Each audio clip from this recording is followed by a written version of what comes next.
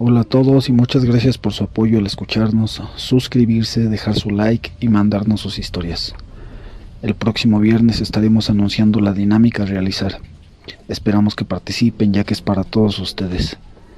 En la descripción les dejamos los enlaces oficiales de Pueblos y Leyendas en diferentes plataformas.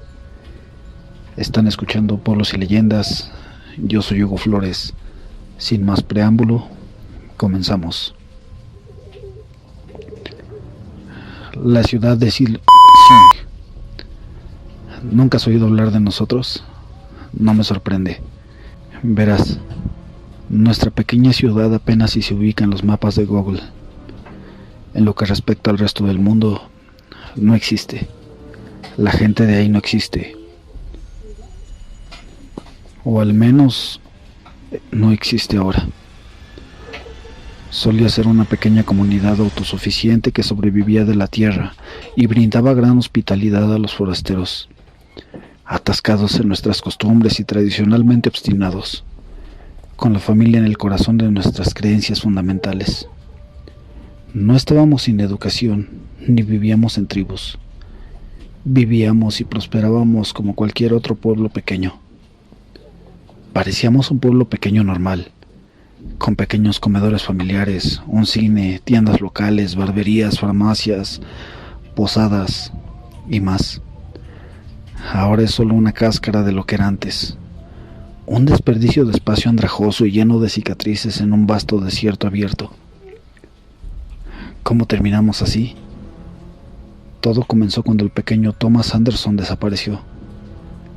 La noticia de la desaparición de Tommy se extendió como pólvora y toda la ciudad se unió para tratar de ayudar de alguna manera. Yo era amigo de su padre, Michael, así que la noticia también me golpeó bastante. Pasé la semana siguiente junto con los grupos de búsqueda buscando a Tommy, metidos en esos densos bosques brumosos, pero nada, absolutamente nada. Después de la segunda semana, la gente empezó a perder esperanza. Después de la tercera semana, todos, excepto sus padres y yo, lamentablemente se habían rendido. A mediados de la tercera semana traté de convencer a Michael y Sandra, la madre, de que Tommy se había ido. Sandra entró en una profunda depresión y se había rendido. Michael, sin embargo, buscaba día y noche a Tommy. Una noche, Michael no volvió. Sandra estaba tan deprimida que ni siquiera se dio cuenta y se lo atribuía a él acampando en el bosque. Todos esperamos que volvería, pero no lo hizo. Cuando Sandra finalmente se dio cuenta, había sido otro día completo, e incluso yo sabía que algo tenía que estar mal. Nunca se había quedado fuera tanto tiempo, ni siquiera para hacer el viaje y acampar. Además, Sandra dijo que no empacó ningún equipo de campamento, por lo que no pudo haberlo planeado. Una vez más, la ciudad hizo otra búsqueda, esta vez un poco más corta, y finalmente la llamaron a las casi 3 semanas. Probablemente lo había matado un oso o un lobo y se lo había comido. A Tommy también, o al menos eso es a lo que la gente del pueblo lo atribuyó. 2 semanas después voy a visitar a Sandra y veo cómo está y me doy cuenta de que parece diferente. Ella está hablando consigo misma en su porche trasero y simplemente mirando hacia el bosque. Blanco, sin emociones. Le pregunté qué está haciendo y me dice que tiene buenas noticias. Dijo que había escuchado la voz de Tommy, llamándola desde el bosque la noche anterior. Ella lo escuchó acercarse cada vez más, pero cuando trató de acercarse al sonido, el auto del sheriff se había detenido en el camino de entrada y asustó a Tommy. Lo maldije por todo lo que vale por hacerme perder a mi hijo por segunda vez, dijo meciéndose hacia adelante y hacia atrás en su porche, mientras me contaba la historia. No me importa si venía a verme cómo estaba o no. Asustó a Tommy. Tal vez Tommy piensa que ahora está en problemas y está demasiado asustado para regresar. Lo único que importa es que sé que está ahí afuera y que quiere volver a casa. Seguiré buscando, pero él volverá a mí. Simplemente lo sé. Salí de su casa poco después y hablé con el sheriff. Me dijo que trató de visitar a Sandra, pero cuando se detuvo en el camino de entrada, ella vino detrás de la casa chillando y gritándole, insultándolo y diciéndole que se fuera. Fui a visitarla, pero esa no es la única razón para ir a su casa anoche. Fui para hacerle saber que un par de personas en la ciudad tenían informes separados pero similares de un niño que sonaba como Tommy. Lo escucharon gritando en el bosque. Pero quienes lo escucharon no investigarían por sí mismos y solo me lo informaron a mí.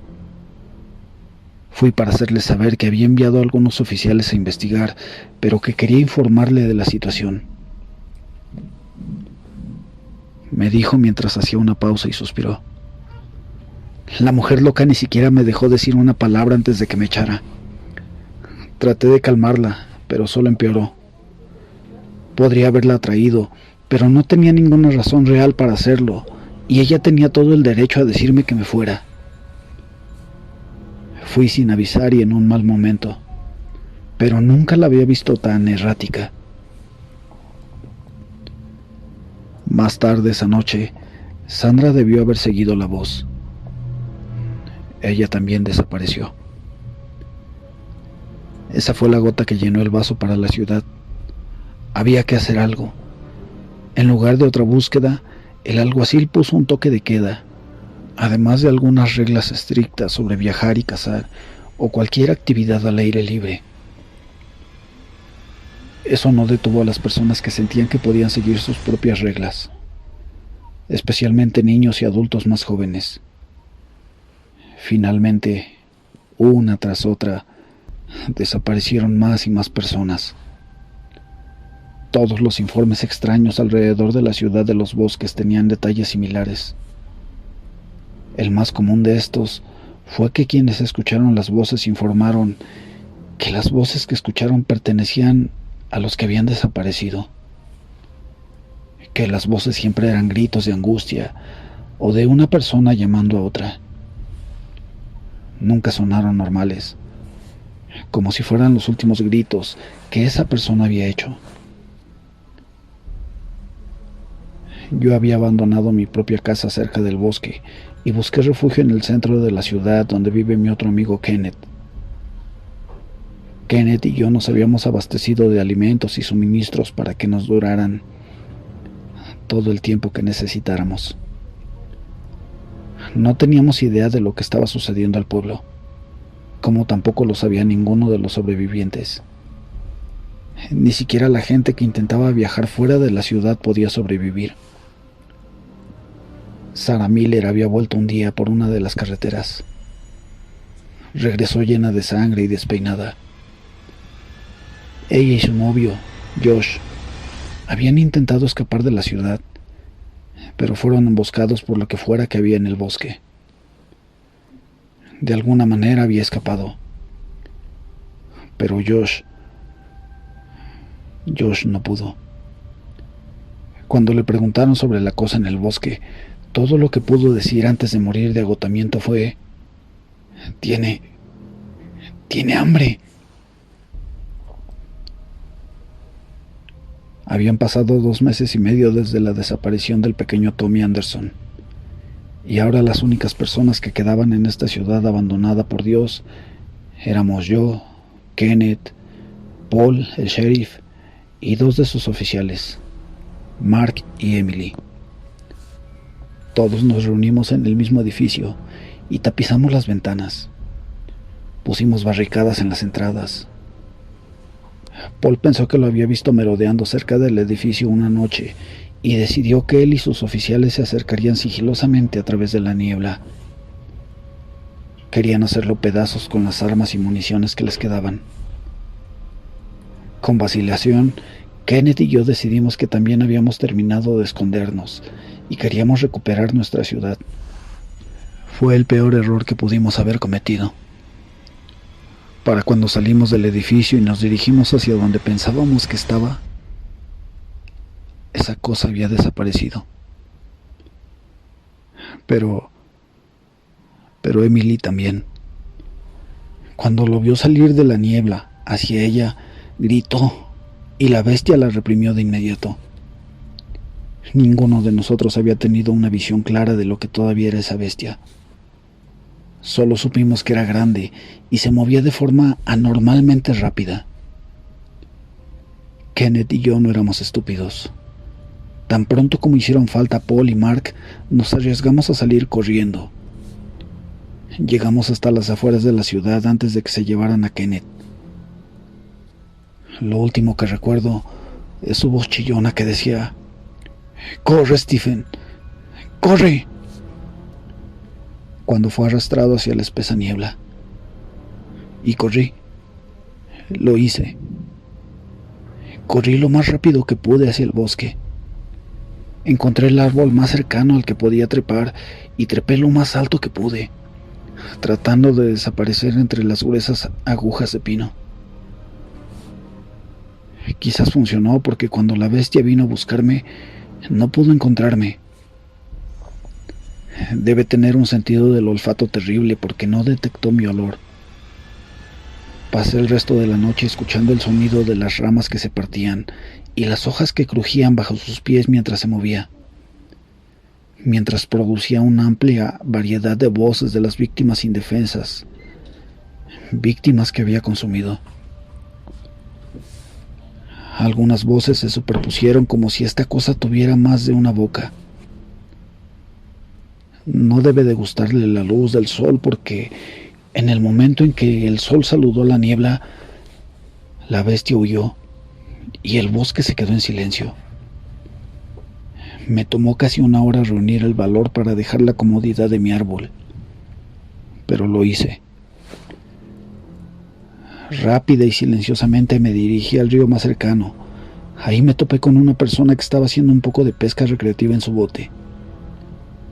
Me ayudó y navegó lo más rápido que pudo de regreso a su ciudad, apenas a unas millas de distancia.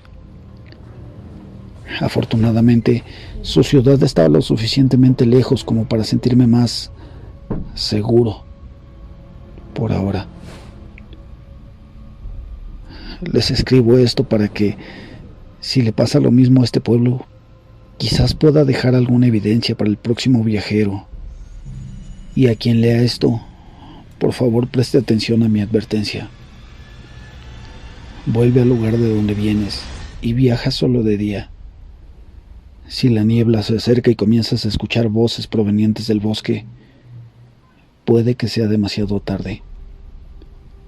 Esos no son gritos de ayuda. No provienen de personas necesitadas, ni aunque parezca que son niños. Sé que suena terrible, pero no juegues al héroe. Esos son los gritos de un depredador. Una farsa, una trampa de angustia, estridente, merodeando por el bosque. La bestia de Silxin. Buenas noches, pueblos y leyendas.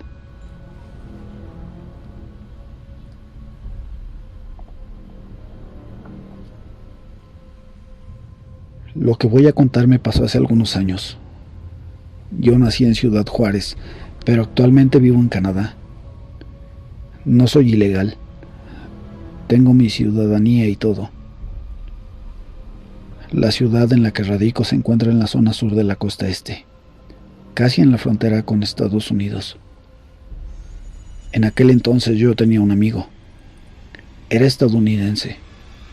Él no hablaba nada de español, pero yo había aprendido el inglés suficiente para mantener una conversación. Es vital para conseguir trabajo aquí, o al menos lo era cuando yo llegué acá. Mike, así se llamaba mi amigo.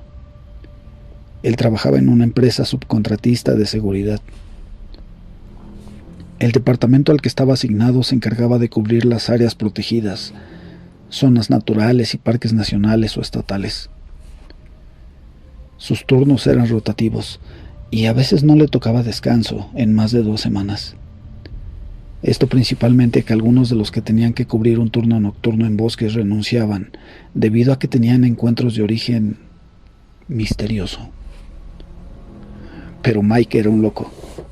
A él le gustaban esas cosas. Era un adicto a las películas de terror, sobre todo cuando había monstruos o criaturas extrañas.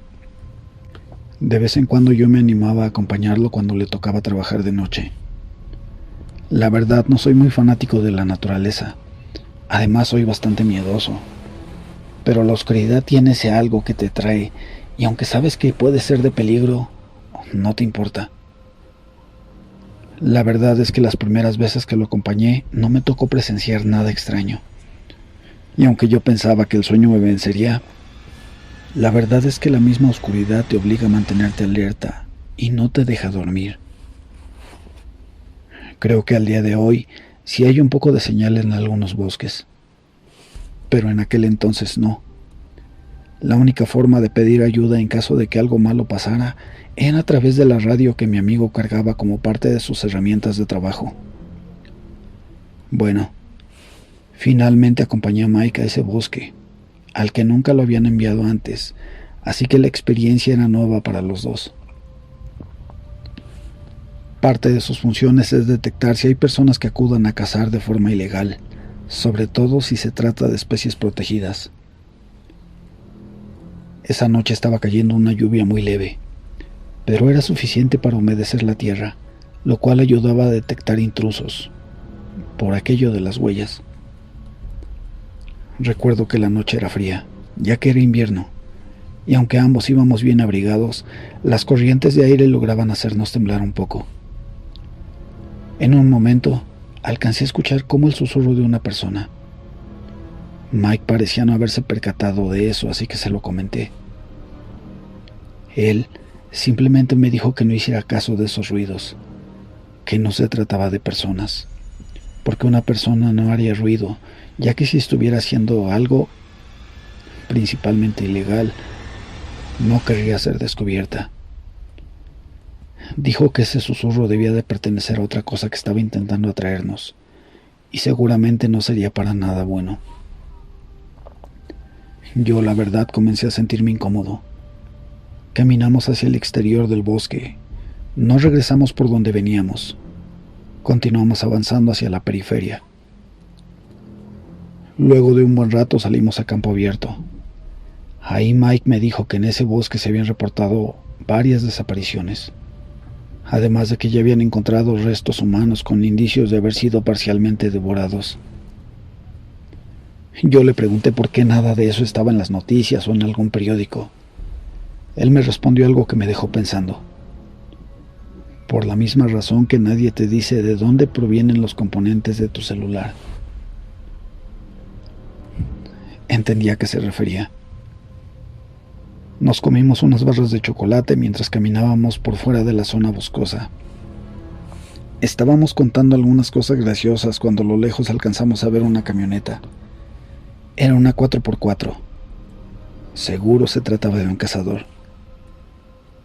Teníamos que acercarnos para ver la matrícula y reportarla, pero no podíamos acercarnos así simplemente. Podrían vernos y hasta dispararnos. Entonces tuvimos que adentrarnos un poco entre los árboles para evitar ser vistos. Caminamos despacio, hasta estar lo suficientemente cerca para distinguir la matrícula de la camioneta. Luego nos volvimos a alejar del área para que mi amigo reportara por radio la situación. La persona al otro lado de la línea le dijo a Mike que la policía ya iba en camino para verificar. También le pidieron que localizara al cazador. Estábamos caminando de regreso a la camioneta cuando escuchamos un disparo. Sí o sí debía tratarse de un cazador. Nos movimos a paso veloz en la dirección de donde Mike creía que provenía el disparo. Caminamos hacia el corazón del bosque. Mientras nos adentrábamos, mi amigo avisó por radio lo del disparo. Mike me estaba dejando un poco atrás, pero de pronto se paró en seco. Yo hice lo mismo. Utilizando señas me dio a entender que había visto algo moverse detrás de unos árboles cercanos. Ese algo seguro que no era un conejo o una ardilla. Entonces escuchamos otro disparo. Ambos vimos cómo alguna cosa corría hacia el corazón del bosque. Me relajé un poco al notar que la cosa que habíamos visto tenía cornamenta y se movía en 4 patas. Pensé en alguna especie de ciervo y se lo dije a Mike, pero él inmediatamente descartó esa posibilidad, ya que si lo piensan, los animales huyen cuando se sienten amenazados. ¿Por qué un ciervo iría en la misma dirección del disparo? No era un comportamiento normal. Antes de seguir avanzando me dijo que podíamos regresar a campo abierto, para que yo me quedara ahí esperando a la policía, mientras él iba a buscar al cazador. Le dije que no, que quería acompañarlo. Chocamos los puños y seguimos el camino que nos estaba llevando a la siniestra profundidad del bosque. A pesar de que sí estábamos avanzando rápido, tardamos como 20 minutos en llegar.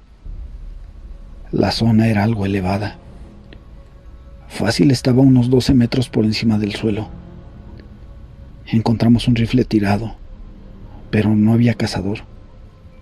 Algo lo había atacado. Algo muy grande o muy fuerte como para que no se haya podido defender ni con el rifle. De pronto sentí que me clavaron una mirada. Era una mirada muy pesada. Me causaba una sensación espantosa. Decidí voltear. Entonces lo vi. Se estaba asomando desde atrás de un árbol. Era como una persona, pero su piel era prácticamente del color de las cenizas. De su cabeza salían los cuernos de un ciervo, pero sin duda alguna, lo más aterrador era todo el montón de sangre que tenía alrededor de la boca, como si acabara de comer algo. Mi amigo y yo nos quedamos completamente paralizados. Esa cosa escuchó algo y miró hacia atrás. Fue en ese momento que Mike y yo salimos corriendo de ahí a toda velocidad. No sentí que esa bestia nos estuviera siguiendo, pero por supuesto que no iba a detenerme para comprobarlo. Ni mi amigo ni yo supimos jamás qué era aquello con lo que nos encontramos. La policía encontró el cuerpo del cazador un par de días después. Tenía unas extrañas mordidas. Mike comenzó a tener pesadillas, a tal punto que ya no podía ir a trabajar. Decía que cuando cerraba los ojos podía ver a esa bestia. Mi amigo y yo no soportamos mucho tiempo la situación.